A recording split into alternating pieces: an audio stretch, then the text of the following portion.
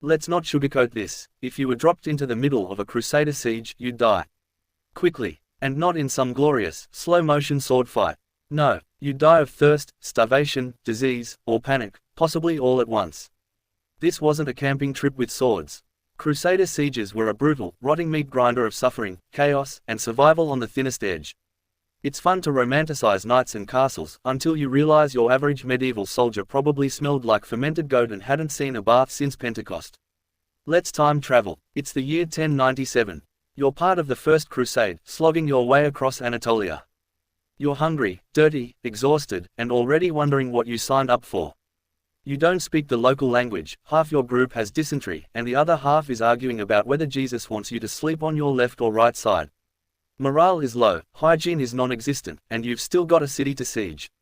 The locals hate you, and your commander thinks maps are a sign of weak faith. A city appears on the horizon, let's say Antioch. Towering stone walls, armed guards, fortified gates. It's beautiful, if you're inside it. If you're outside, it's your worst nightmare. There's no stealthy infiltration here.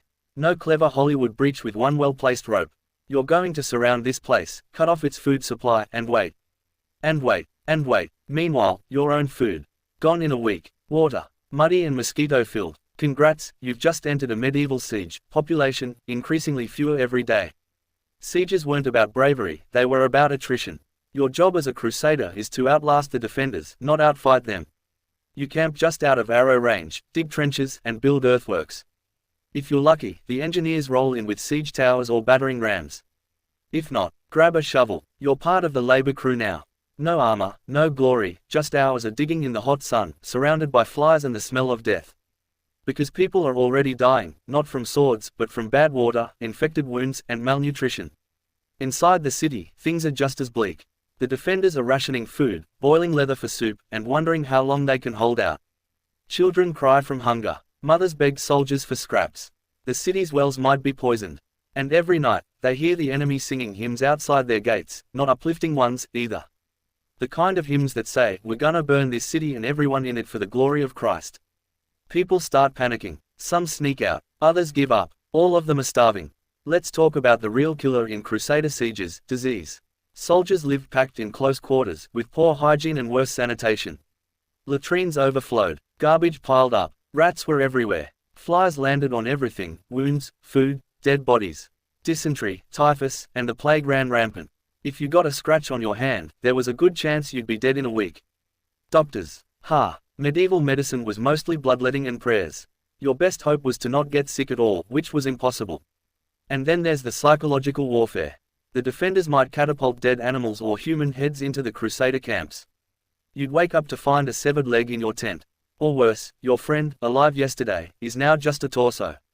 Crusaders did it too. At one siege, they launched human remains into the city, trying to spread disease and terror. Morale swings wildly. Some soldiers desert. Some go mad. Some start seeing visions of saints, angels, or demonic pigs. No one's okay. Everyone is filthy, starving, and scared. Still want to stick around. Good, because now you're being told to storm the walls. That's right, the engineers finally built a siege tower, and now it's time to fight. Climbing those rickety ladders, under fire, with 50 pounds of armor strapped to your body. That's the easy part. At the top, you'll meet defenders armed with axes, spears, and burning oil. If you fall, it's a 20-foot drop onto stone. If you survive the fall, you get trampled by your own men.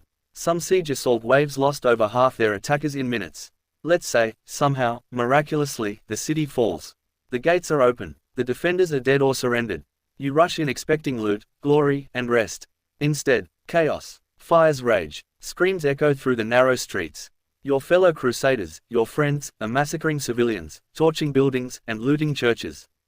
Orders have broken down. Discipline is gone. Everyone's in bloodlust mode. The city becomes a nightmare of smoke, fire, and butchery. And you're either joining the madness, or trying not to get killed by it. Jerusalem, 1099. The most infamous Crusader siege. After weeks of suffering, the city fell, and the Crusaders went off the rails. Chroniclers said the streets ran red with blood, up to the horses' knees. Men, women, children, all slaughtered. It didn't matter if you were Muslim, Jewish, or Christian. If you weren't in armor, you were probably dead. Crusaders looted relics, gold, and even body parts. Holy war, maybe, but for the people inside the city, it looked a lot more like apocalypse.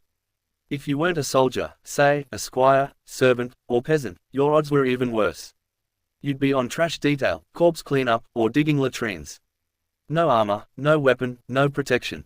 And if the enemy launched a counterattack, congratulations, you're cannon fodder. Not that cannon existed yet. You'd be on the front lines with a pitchfork and a prayer. Hope you run fast, because no one's coming to rescue you. And when the camp gets attacked at night, which it often did, you're the first to die.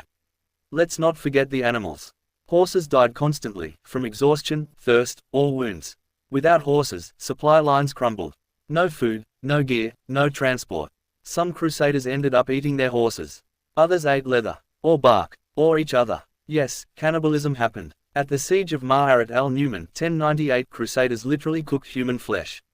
Eyewitnesses said they boiled adults in cooking pots. If that's not enough to ruin your lunch, I don't know what is. Leadership was often a mess. Commanders argued constantly about money, tactics, theology. Some were glory hounds, others were barely competent. At Antioch, the Crusaders captured the city, but were immediately besieged themselves by a Muslim relief force. They almost starved. Again, infighting nearly doomed the whole mission. If your leader died, tough, you're now taking orders from whoever screams the loudest. It's like office politics, but with swords and plague. Meanwhile, back in Europe, people are praising your bravery, while you're chewing moldy bread and sleeping in the mud. There's no glory here. Just disease, nightmares, and the ever-present smell of death. The Crusades were supposed to be about faith, honor, and salvation. But on the ground, they were about survival. You'd lie, steal, kill, or worse, just to see another sunrise. And every morning, you'd wake up praying you didn't die of diarrhea that day. The physical toll, catastrophic. Malnutrition wrecked your body. Teeth fell out, wounds never healed. You limped more than you walked. Even survivors came home ruined, mentally and physically. Some were unrecognizable, others never made it back at all. For every knight who carved his name into history, there were hundreds who died nameless in the dirt. Their bones still lie, buried under ancient cities, forgotten by time, remembered only in horror stories. If you somehow made it through the siege, congratulations. You're probably traumatized for life. Night terrors, paranoia, PTSD before anyone had words for it. You've seen friends die horribly, you've killed people up close, you've watched children burn, and now you've got to do it.